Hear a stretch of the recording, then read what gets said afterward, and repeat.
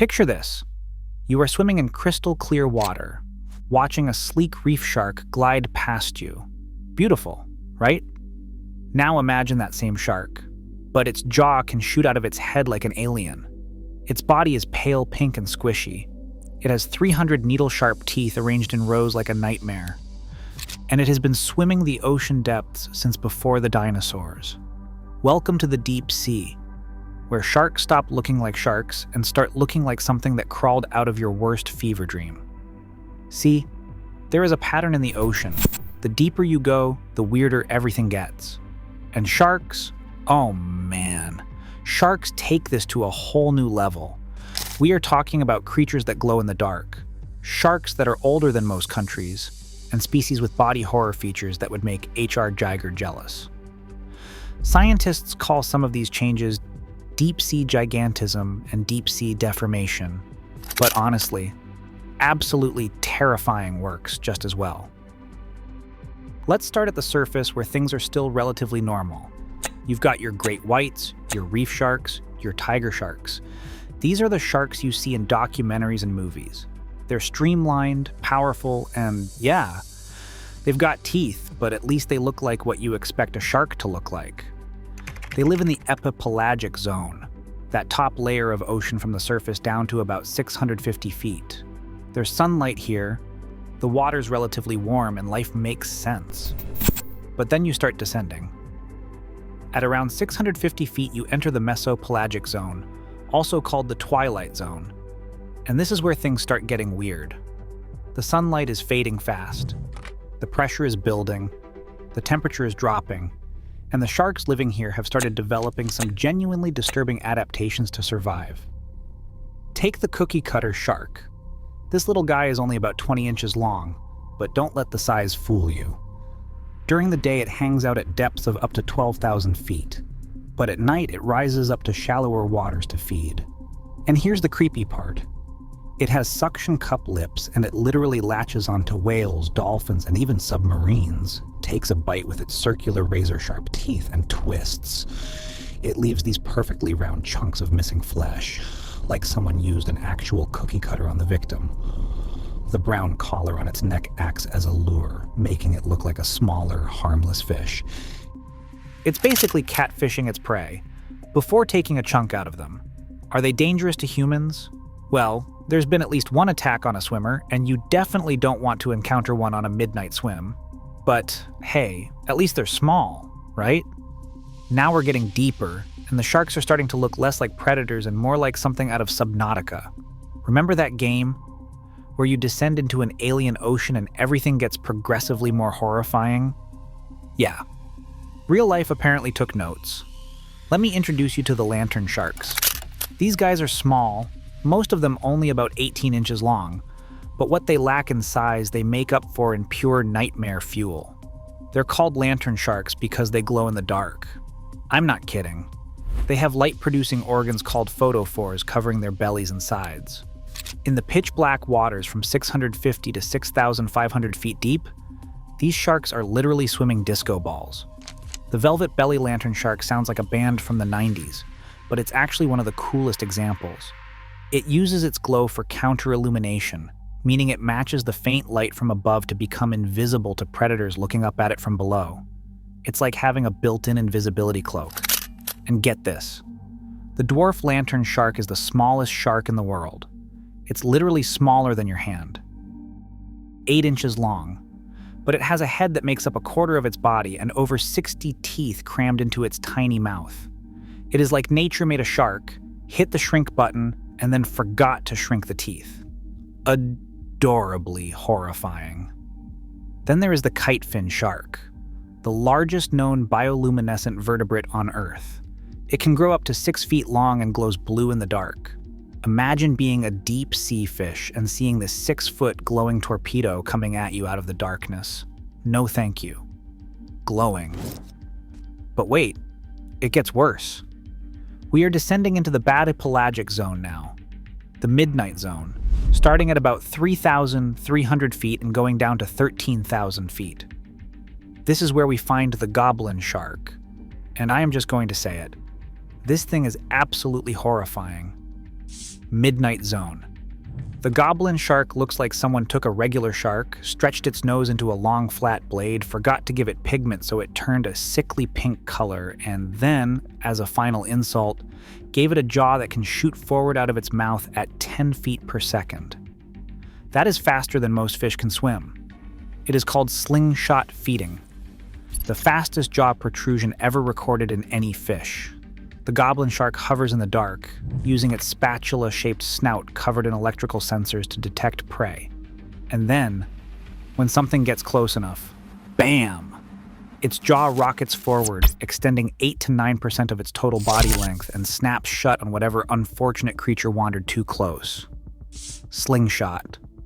These animals can grow up to 13 feet long, sometimes even 20 feet, and they have been around for 125 million years. They are living fossils. They survived whatever killed the dinosaurs and decided, you know what? This jaw-shooting thing is working out great. Let's keep it. Living fossils. Are goblin sharks dangerous to humans? Well, they live at depths between 330 feet and over 4,000 feet, so we do not exactly run into them at the beach. But honestly, with that nightmare jaw, I am perfectly fine keeping it that way. They mostly eat fish and squid, though there was that one time a goblin shark bit a submarine cable. Nightmare. Even our internet isn't safe from them. But if you think the goblin shark is disturbing, let me introduce you to the frilled shark. This thing is pure prehistoric horror. It's been swimming our oceans for 80 million years, unchanged. It's got the body of an eel, but make it shark. A 6-foot-long snake with 300 teeth arranged in 25 rows, each tooth shaped like a tiny trident.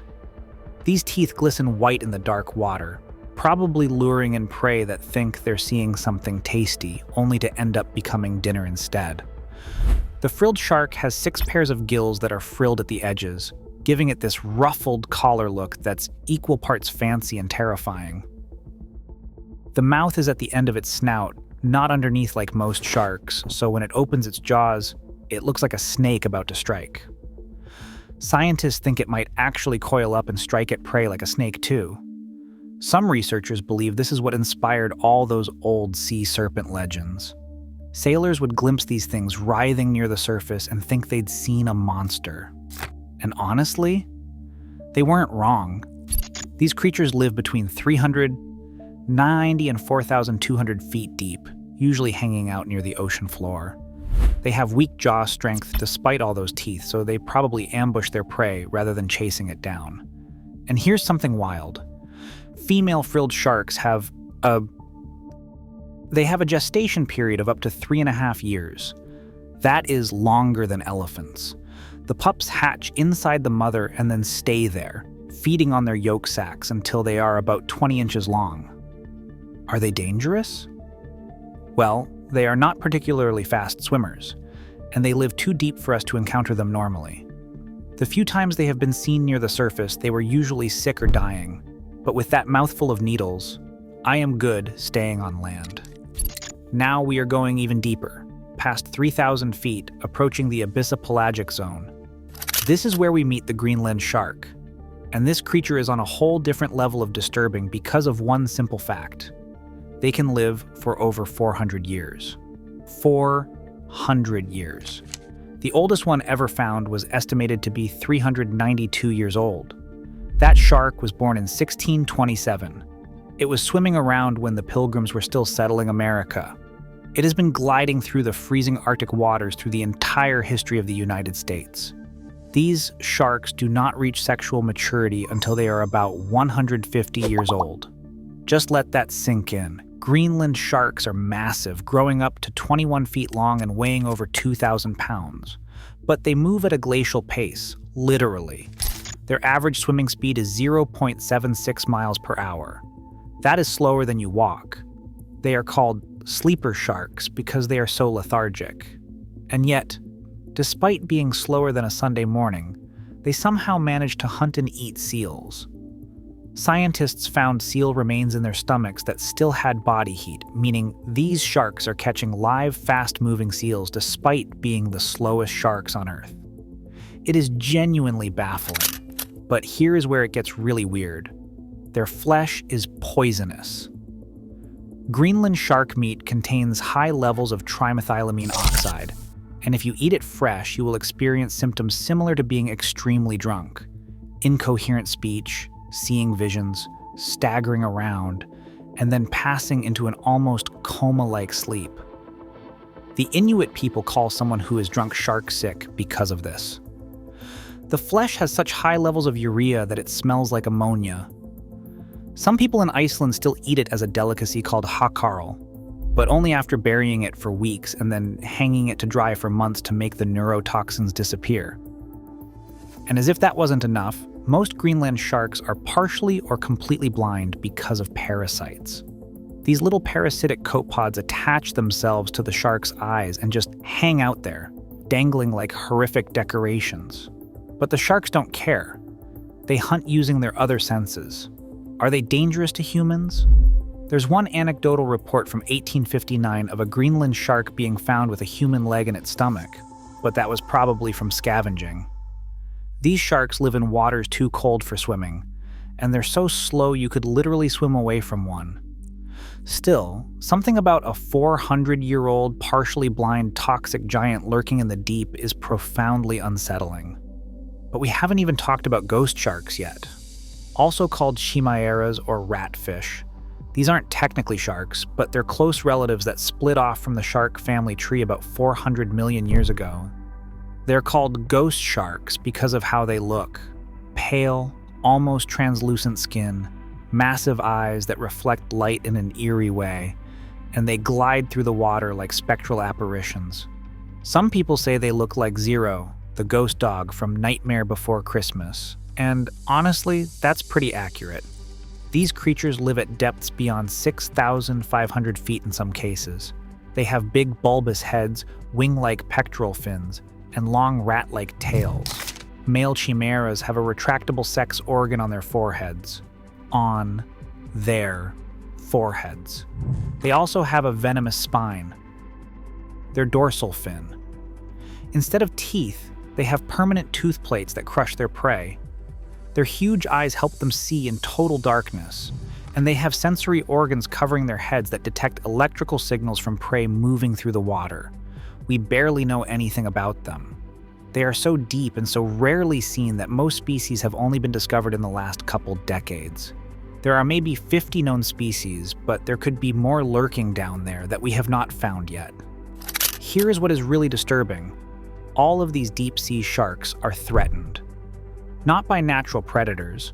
Most of them do not have any except maybe sperm whales, which dive deep enough to hunt them. No, they are threatened by us.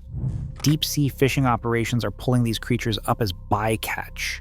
These sharks that have been perfecting their bizarre adaptations for millions of years, surviving mass extinctions and ice ages, are now getting caught in nets and trawls because we are fishing deeper than ever before.